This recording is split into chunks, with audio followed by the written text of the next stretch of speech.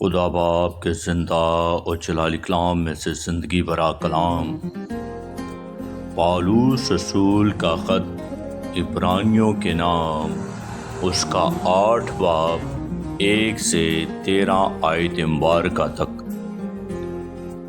اب جو باتیں ہم کہہ رہے ہیں ان میں سے بڑی بات یہ ہے کہ ہمارا ایسا سردار کائن ہے جو آسمانوں پر کبریا کی تخت کی دائیں طرف جا بیٹھا اور مقدس اور اس حقیقی خیمہ کا خادم ہے جسے خداوند نے کھڑا کیا ہے، نہ کہ انسان نے۔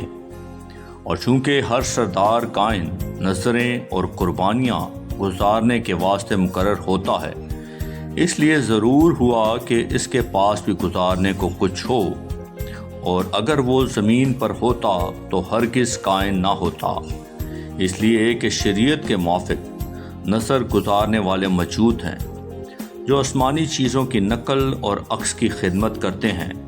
چنانچہ جب موسیٰ خیمہ بنانے کو تھا تو اسے یہ ہدایت ہوئی کہ دیکھ، جو نمونہ تجھے پہاڑ پر دکھایا گیا تھا اسی کے مطابق سب چیزیں بنانا، مگر اب اس نے اس قدر بہتر خدمت پائی جس قدر اس بہتر عہد کا درمیانی ٹھہرا جو بہتر وعدوں کی بنیاد پر قائم کیا گیا ہے۔ کیونکہ اگر پہلا عہد بے نقص ہوتا تو دوسرے کے لیے موقع نہ ڈھونڈا جاتا، بس وہ ان کے نقص بتا کر کہتا ہے کہ خداوند فرماتا ہے، دیکھ وہ دن آتے ہیں کہ میں اسرائیل کے گھرانے اور یہودا کے گھرانے سے ایک نیا عہد باندھوں گا، یہ اس عہد کی مانند نہ ہوگا جو میں نے ان کے باپ دادا سے اس دن باندھا تھا جب ملک مصر سے نکال لانے کے لیے ان کا ہاتھ پکڑا تھا، اس واسطے کہ وہ میرے عہد پر قائم نہیں رہے۔ اور خداوند فرماتا ہے کہ میں نے ان کی طرف کچھ توجہ نہ کی۔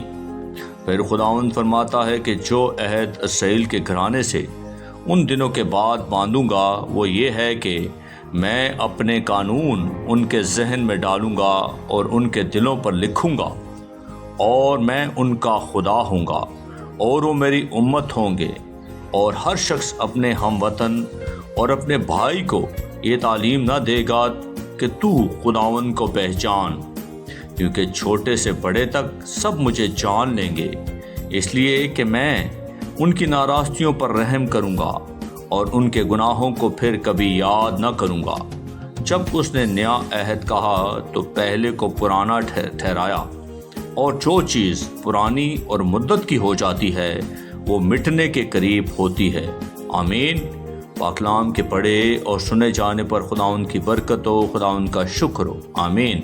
اس زندہ اور جلالی کلام کو زیادہ سے زیادہ شیئر کریں تاکہ لوگ سن کر برکت پائیں۔